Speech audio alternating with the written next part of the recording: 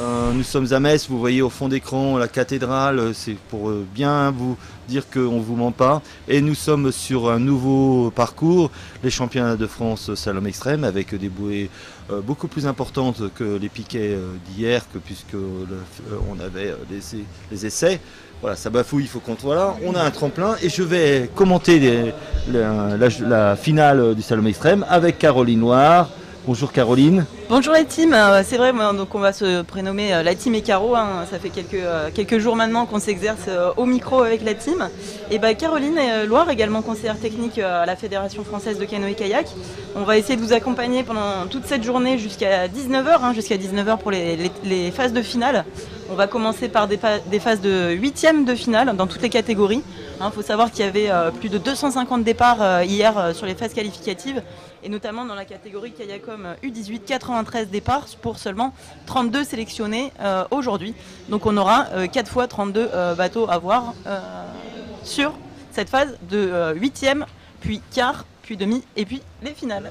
Donc là, on a des petits flottements, en sachant qu'on avait calculé un départ tous les 3 minutes. Donc on est plutôt bien parti. Allez, on est sur la dernière poule de 8e de finale pour ces jeunes demoiselles. Donc c'est la dernière poule qualificative pour les quarts de finale.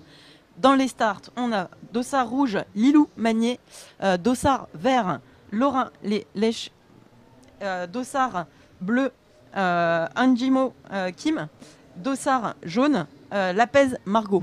Ouais, c'est important que vous sachiez les couleurs de dossard, comme ça on peut imaginer la favorite, etc. Alors la favorite, elle est quel couloir alors du coup? Couloir 2, dossard rouge. Voilà. Et la deuxième est en couloir 1.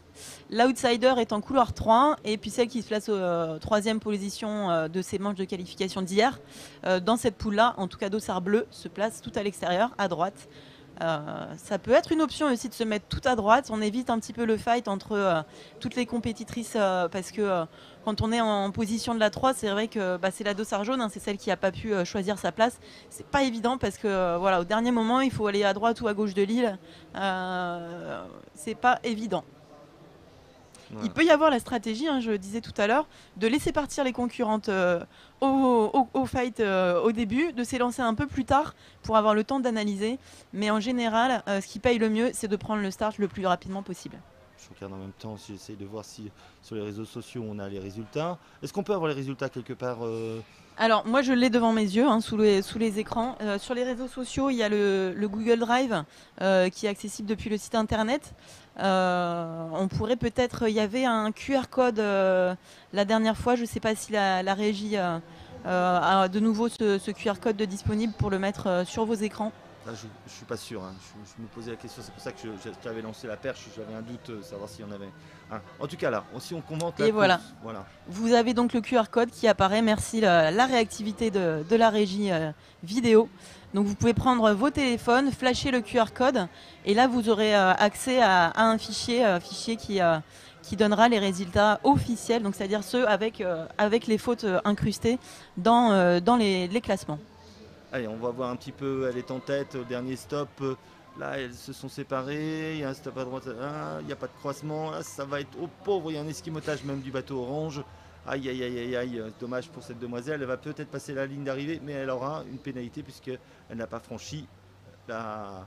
On voit la joie aussi des entraîneurs ou des camarades de club qui Voilà. sautent au bord pour Et puis vous venir voyez, là, elle féliciter. débarque tout de suite sur la droite et elle donne le bateau à leurs collègues de club. Voilà, ça y est, on a le droit à notre petite séquence au ralenti. Allez, on va regarder un petit peu ces demoiselles.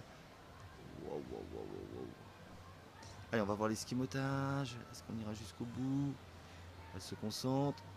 Alors, il y a aussi des juges qui sont chargés de juger le fair play.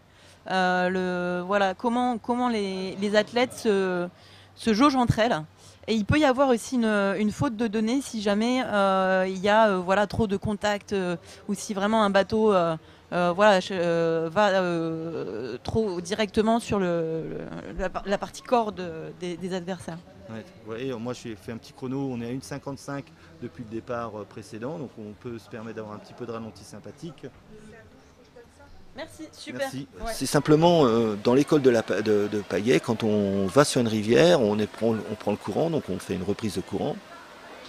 On se retrouve au milieu du courant, donc là il suffit d'accélérer le bateau pour aller à droite ou à gauche, et il y a des moments donnés où on a envie de s'arrêter, et ça s'appelle faire un stop. Et les stops, eh ben, c'est là où il n'y a pas le courant, et ce sont dans les contre-courants.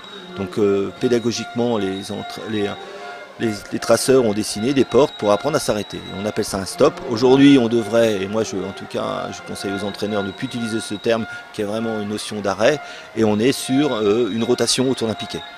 Vous verrez tout à l'heure les meilleurs dans la catégorie, puisqu'on arrivera au dossard 82 dans quelques temps. C'est la meilleure, la mieux classée. Et vous verrez qu'elle fait des rotations. On a pour ces petites demoiselles dossard 53 ou voilà, elle arrête le bateau pour repartir. Vous verrez dans sa prochaine étape de progression, elle arrêtera plus le bateau. Là on voit, elle a un petit décalage, elle était en retard dans sa trajectoire, du coup elle était obligée de faire. Elle n'a pas entièrement passé la porte 20 et la 22 aussi, elle a quelques difficultés. Là on voit, ça encourage, je ne sais pas si vous entendez vous, mais moi j'entends de ma cabine. Et on est sur la dossard 54, ça commence à être une bonne animation, c'est le club de l'Agnon, donc on est représentant des Côtes d'Armor et je vois que le bateau bleu a l'air d'avoir un bon niveau. Là, elle présente son bateau pour faire ce qu'on appelle une inversion, là elle est un peu bloquée parce qu'elle n'a pas assez ouvert l'angle.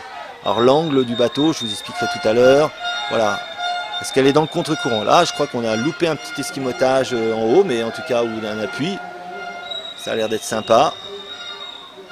Voilà, un petit peu de difficulté. Donc là, voilà. Donc on est sur un niveau... on peut avoir des demoiselles de 13 ans. Il y a 3 ans de différence avec la meilleure qui sera peut-être la dossard 82. Et il y a encore 3 ans de progression avant, pour certaines, ou moins 2 ans, pour pouvoir performer dans cette catégorie U15. Donc il y a vraiment... On est sur un projet du long terme. C'est-à-dire qu'au début, on rame pour se sélectionner, on se perfectionne et on finit par performer la dernière année de sa catégorie U15. Voilà, là on est sur un projet de fidélisation des jeunes. Comme vous savez, il y a tellement d'activités proposées que c'est très difficile de garder nos athlètes. Et là, on a essayé de mettre en place cette catégorie qui est un bon compromis entre le développement et les contraintes de la haute performance.